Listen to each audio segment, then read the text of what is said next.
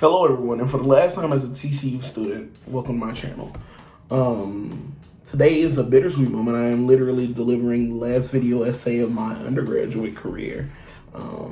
Came and it went, but without lamenting too much on that, today's topic is actually going to be the Toni Morrison novel, God Help the Child. Today's analysis is going to deliver minor spoilers, but the main framework of the video is actually going to be an analysis of trauma, individualized trauma, racialized trauma, as well as reinvention in the face of trauma. So, without further ado, let's get started. Now, I just want to give you guys one last warning. Previously, I had said mostly spoiler-free, and I am going to try to get as much into the weeds with this book as I can without totally ruining it, but key parts of this are heavily rooted in the main analysis of this piece. Also, I myself am not a psychology expert. I just noticed this as a theme throughout the book, and it's what I've latched on in a lot of readings of my Morrison journey so far, so I kind of more or less stuck with it and really enjoyed this book as a result. This novel is deeply salacious at moments. I remember at one point while listening to the audiobook, which by the way, I literally breezed through in one sitting. I almost lost a finger chopping some green onions while listening to this because the book grips you at certain points. But anyways, like I previously said, this is your last warning. Get out before I ruin the book.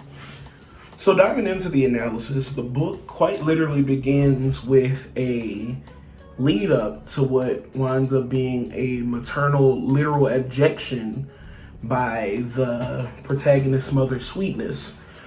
Sweetness and her husband both were of high yellow complexion, as we would call it within the community, and they had a daughter that was born black. Morrison goes in ad nauseum almost on descriptions of the then baby Lula's complexion, and I'm not gonna hold you personally. I got a little bit offended because I, as a dark-skinned melanated man myself, had heard a lot of the epithets that she was hurling towards, again, this fictitious child. But the shock is so well delivered and displayed, you can understand almost the resentment and vitriol that Bride is treated with from birth. She was so black, she scared me. Midnight black, Sudanese black.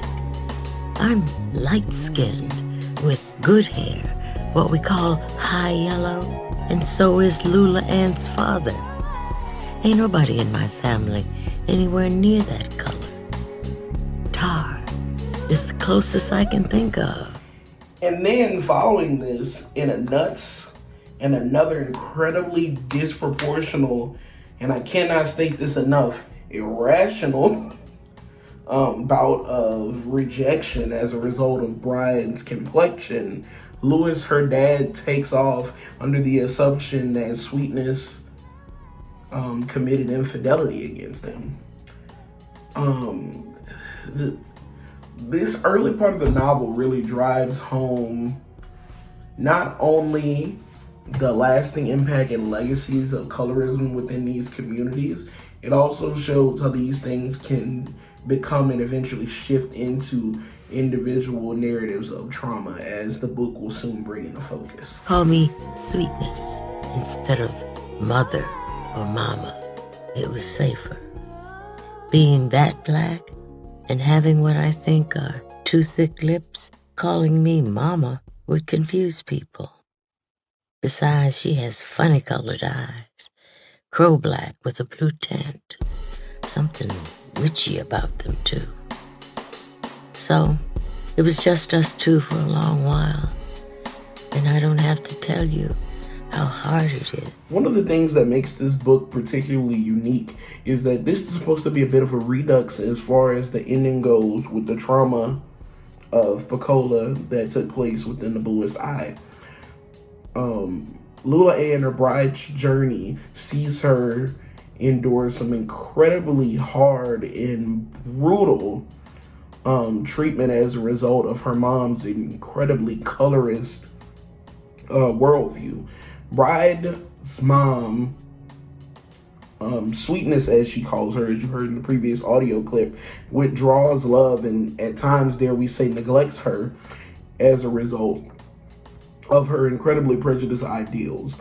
This rejection on Lula Ann and the eventual bride's skin tone basis leads to her often trying to encourage her to live a smaller and more diminished life because she lived a smaller and diminished life. But with that being said, the outcome does happen drastically differently with Bride. At the age of 16 years old, she rejects the box her mother put her inside of. At first, cutting her name down to Ann, and eventually, once she entered adulthood, becoming just Bride. To come with this persona and reinvigoration of herself, she begins dressing in stark contrast to her dark skin by wearing all white. She kind of, in a way, subverts a lot of the expectations her mother places on her in this reinvention, specifically gaining, I don't know what we could necessarily call love, but at the very least we can call adoration and a bit of a respect from those around her, given the way that she carries herself, all things considered. This being said, when we meet her within our narrative, we finally start to see the cracks within the facade as she has a breakup with Booker. We would later find out in the book that this breakup was spurred by the fact that she wanted to gain closure in this situation of a teacher who she falsely testified against in a child molestation case.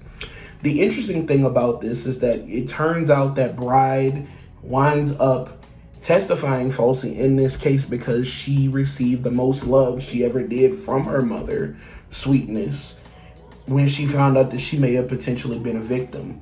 The interesting thing towards this is Sweetness perpetuated her own trauma towards Bride and had no such second thoughts, but also she did have a moment that was related to child molestation related trauma. This trauma came in the sense her landlord once hurled racial epithets at her, ones that she had never heard and ones that I would not repeat in this video, as she caught him, assaulting a child. And without ruining the rest of the narrative, a lot of the rest of the book winds up taking shape with her and Booker's journey back towards each other and healing their own respective inner childs with this trauma they both experienced at that core. I deeply enjoyed this book because the resolution that it finally reaches, and I would hope that you grab the book when given the opportunity. One thing I think God Help the Child does is depicting these really complicated and interwoven scenarios of trauma, because, I mean, the reality is hurt people do hurt people, and it is interested in seeing some of the minutia in politics when we think of things in terms of attachment theory and PTSD, and overall, this is probably my favorite Morrison novel of them all. Thank you, and I really, really appreciate you viewing my video. Have a great day, drink water, and respect women.